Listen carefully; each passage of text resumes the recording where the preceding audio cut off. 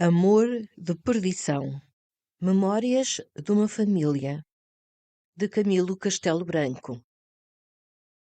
Narrado por Sónia Pedro. Capítulo 2. Simão Botelho levou de Viseu para Coimbra arrogantes convicções da sua valentia.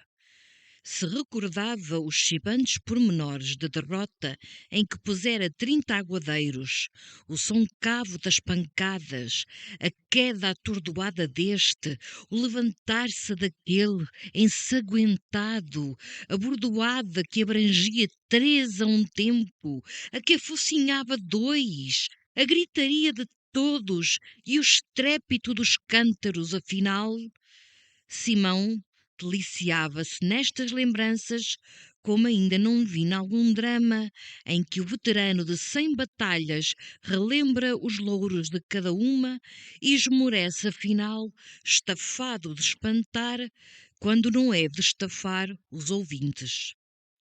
O académico, porém, com os seus entusiasmos, era incomparavelmente muito mais prejudicial e perigoso que o mata-mouros de tragédia. As recordações esporeavam-no a façanhas novas, e naquele tempo a academia dava aso a elas. A mocidade estudiosa, em grande parte, simpatizava com as balbuciantes teorias da liberdade, mais por sentimento que por estudo. Os apóstolos da Revolução Francesa não tinham podido fazer reboar o trovão dos seus clamores neste canto do mundo. Mas os livros dos enciclopedistas, as fontes onde a geração seguinte bebera a peçonha que saiu do sangue de 93, não eram de todos ignorados. As doutrinas da regeneração social pela guilhotina tinham alguns tímidos sectários em Portugal. E esses dever é que deviam pertencer à geração nova. Além de que o rancor à Inglaterra lavrava nas entranhas das classes manufactureiras e o desprender-se do jugo aviltador de estranhos, apertado desde o princípio do século anterior, com as sogas de ruinosos e pérfidos tratados, estava no ânimo de muitos e bons portugueses que se queriam antes aliançados com a França. Estes eram os pensadores reflexivos.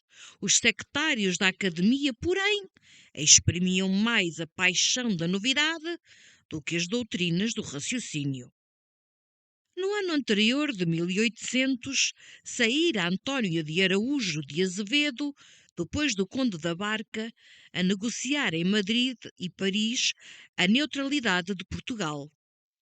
Rejeitaram-lhe as potências aliadas as propostas, tendo-lhe em conta de nada os 16 milhões que o diplomata oferecia ao primeiro cônsul.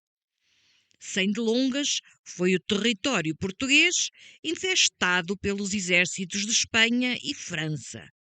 As nossas tropas, comandadas pelo Duque de Lafões, não chegaram a travar a luta desigual, porque a esse tempo Luís Pinto de Sousa, mais tarde Visconde de Balsemão, negociara ignominiosa paz em Badajoz, com cedência de Olivença à Espanha, a exclusão de ingleses dos nossos portos e indemnização de alguns milhões à França.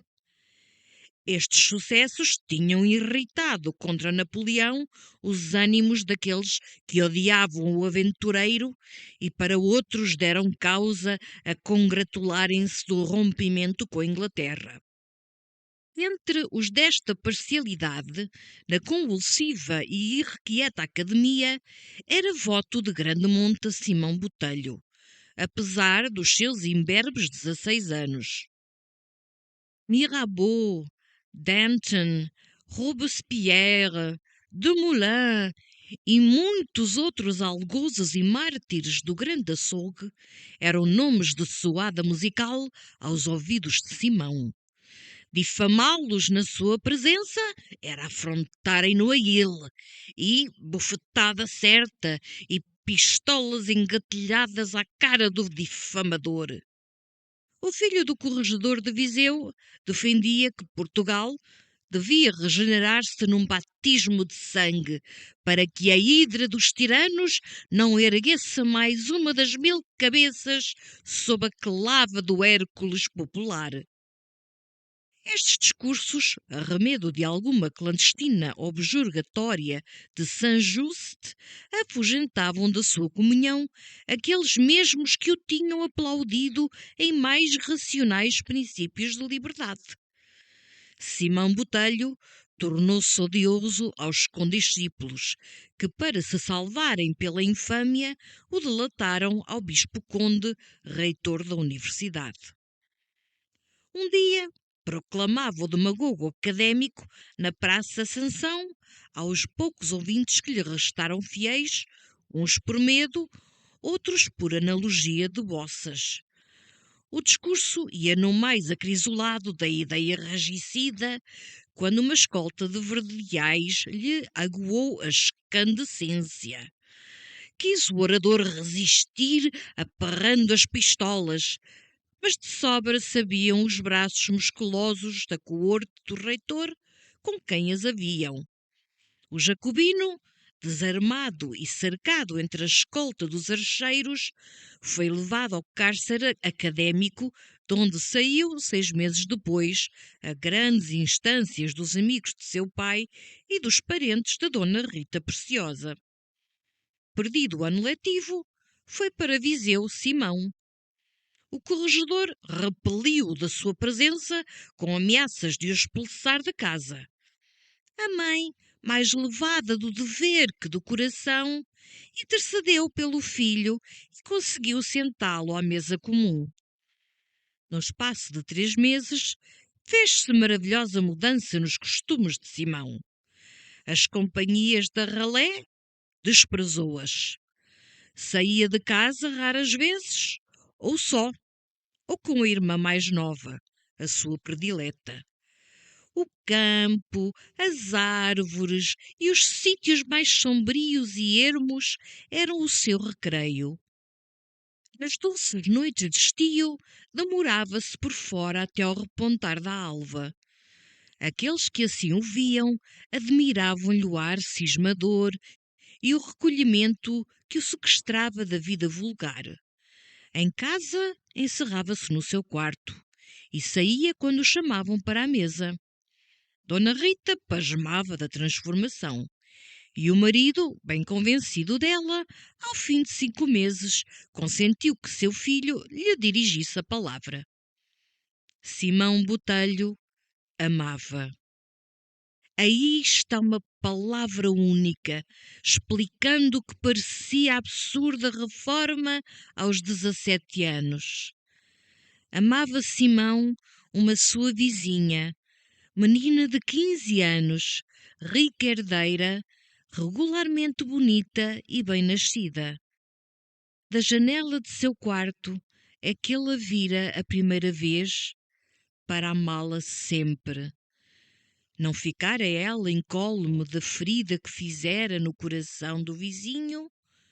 Amou-o também, e com mais seriedade que a usual nos seus anos. Os poetas cansam-nos a paciência a falarem do amor da mulher aos 15 anos como paixão perigosa, única e inflexível. Alguns prosadores de romances dizem o mesmo. Enganam-se ambos. O amor aos 15 anos é uma brincadeira. É a última manifestação do amor às bonecas. É a tentativa da avezinha que ensaia o vôo fora do ninho, sempre com os olhos fitos na ave-mãe, que está da fronde próxima chamando. Tanto sabe a primeira o que é amar muito, como a segunda o que é voar para longe. Teresa de Albuquerque devia ser, porventura, uma exceção no seu amor. O magistrado e a sua família eram odiosos ao pai da Teresa por motivos de litígios em que Domingos Botelho lhes deu sentenças contra. Fora isso, ainda no ano anterior, 2 criados de Tadeu de Albuquerque tinham sido feridos na celebrada pancadaria da Fonte. É, pois, evidente que o amor de Teresa, declinando de si o dever de obtemperar e sacrificar-se ao justo azedume de seu pai, era verdadeiro e forte. E este amor era singularmente discreto e cauteloso. Viram-se e falaram-se 3 meses sem darem rebate à vizinhança e nem sequer suspeitas às 2 famílias. O destino que ambos se prometiam era o mais honesto. Ele ia formar-se para poder sustentá-la se não tivessem outros recursos. Ela esperava que seu velho pai falecesse para, senhora sua, lhe dar com o coração o seu grande património. Espanta a discrição tamanha na índole de Simão Botelho e na presumível ignorância de Teresa em coisas materiais da vida, como são um património. Na véspera da sua ida para Coimbra, estava Simão Botelho despedindo-se da suspirosa menina quando subitamente ela foi arrancada da janela. O alucinado moço ouviu os gemidos daquela voz que, um momento antes, soluçava comovida por lágrimas de saudade. Ferveu-lhe o sangue na cabeça, contorceu-se no seu quarto como o tigre contra as grades inflexíveis da jaula. Teve tentações de se matar na impotência de socorrê-la. As restantes horas daquela noite passou-as em raivas e projetos de vingança. Com o amanhecer, esfriou-lhe o sangue e renasceu a esperança com os cálculos. Quando o chamaram para partir para Coimbra, lançou-se do leito de tal modo desfigurado que sua mãe, avisada do rosto amargurado dele, foi ao quarto interrogá-lo e despersuadi-lo de ir enquanto assim estivesse febril. Simão, porém, entre 1000 projetos, achara melhor o de ir para Coimbra, esperar lá notícias de Teresa e vir a ocultas a Viseu falar com ela. Ajuizadamente discorrera ele que a sua demora agravaria a situação de Teresa. Descera o académico ao pátio, depois de abraçar a mãe e irmãs e beijar a mão do pai, que para esta hora reservara uma admoestação severa, a ponto de lhe asseverar que de todo o abandonaria se ele caísse em novas extravagâncias.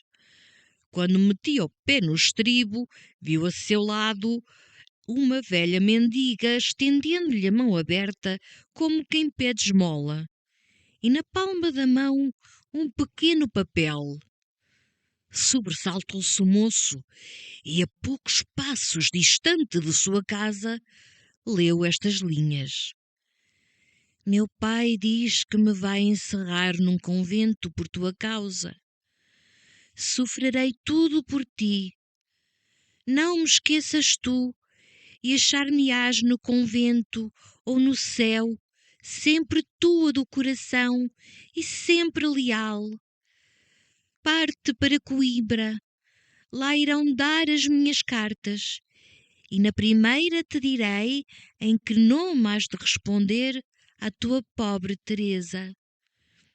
A mudança do estudante maravilhou a academia.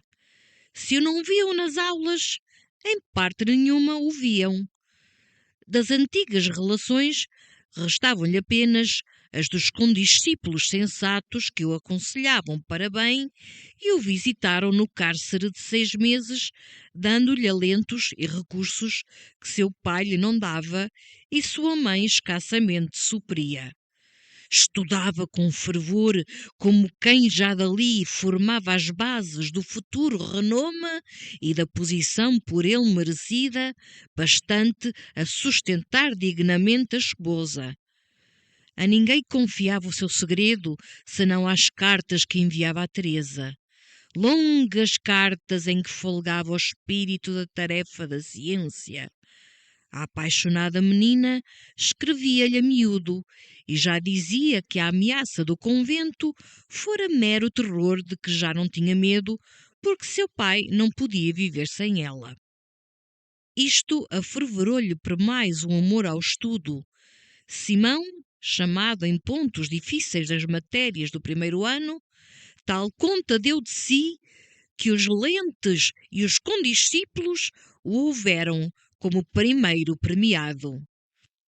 A este tempo, Manuel Botelho, cadete em Bragança, destacado no Porto, licenciou-se para estudar na Universidade das Matemáticas.